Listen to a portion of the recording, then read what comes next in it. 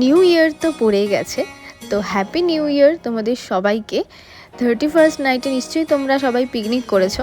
তো এটা কিছুটা picnic kind of video, like আমরা বাড়িতে সবাই মিলে একটুখানি ভালো মন্দ খাওয়া দাওয়া করেছিলাম। বাড়িতে বলতে এটা আমার বাড়িতে নয়, তো কাদের বাড়িতে আমরা যাচ্ছি তোমরা ভিডিওতে দেখতেই পারবে। তো চলো ভিডিওটা স্টার্ট করা যাক।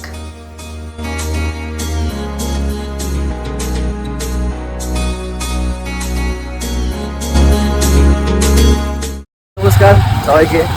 আজকে যাচ্ছি আমরা 31st আমাদের বাড়িতে। আমি এবং বউ যাচ্ছি আমার বাড়ি। একটা ছোট্ট খাওয়া দাওয়া আয়োজন হয়েছে, তো আমরা তারপরেরটা পরে আলোচনা করছি।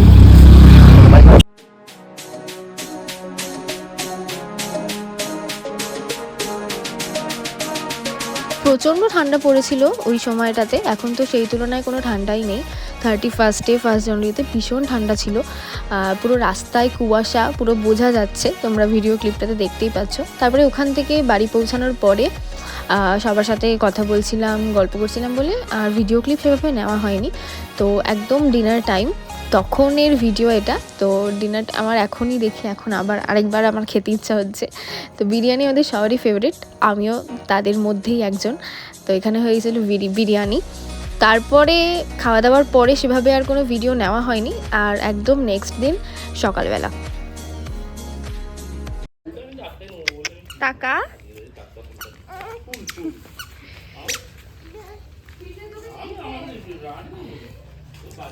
নিয়ে আসো এদিকে।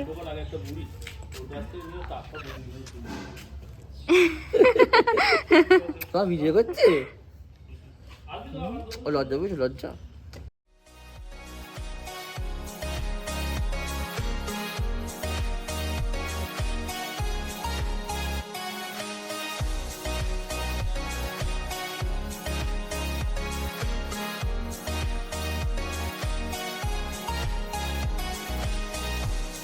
হাই, দেখো এখানে আমার এক দিদি এসেছে, যে কি বানাচ্ছে কোরিয়ান।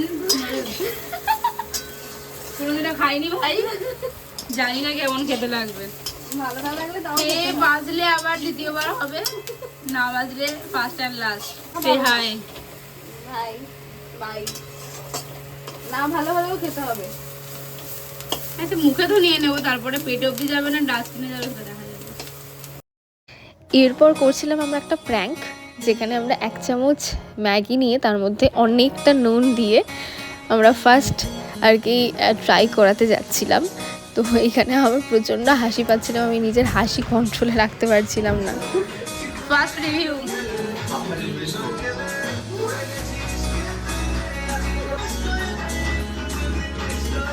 ভালো আছে।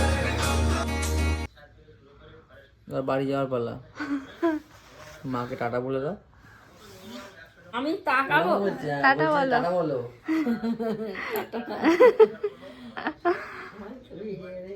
ঠিক আছে চলো, আমি রেডি হই। আমি এখন রেডি হই, তুমি তো রেডি, নিজেকে দেখাও ভালো করে। তো ঠিক রেডি হয়ে গেছে। দেখাবো আমি নিজেকে? নিজে ঠিক রেডি, আমাকে এখনো রেডি হওয়ার সুযোগ দেয়নি। মা টিভি দেখছে, মাছ ধরা। আমার দেখা যাচ্ছে তো? হ্যাঁ টাটা, পরে।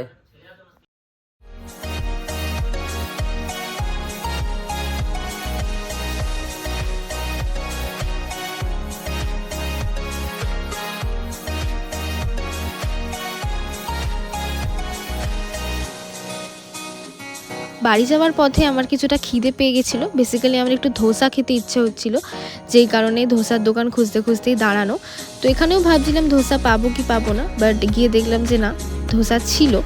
তো তারপরে ধোসার সাথে সাথে আমরা আরও কিছু আইটেমস অর্ডার দিয়েছিলাম, যার মধ্যে রয়েছে এই সন্দেশটা, যেটা খুবই টেস্টি খেতে ছিল। তারপরেই চলে এসেছিলো আমার ধোসা, যেটা সাইজটা প্রচণ্ড বড় ছিল আর খেতেও বেশ টেস্টি ছিল। সাম্বারটা তো দারুণ ছিল।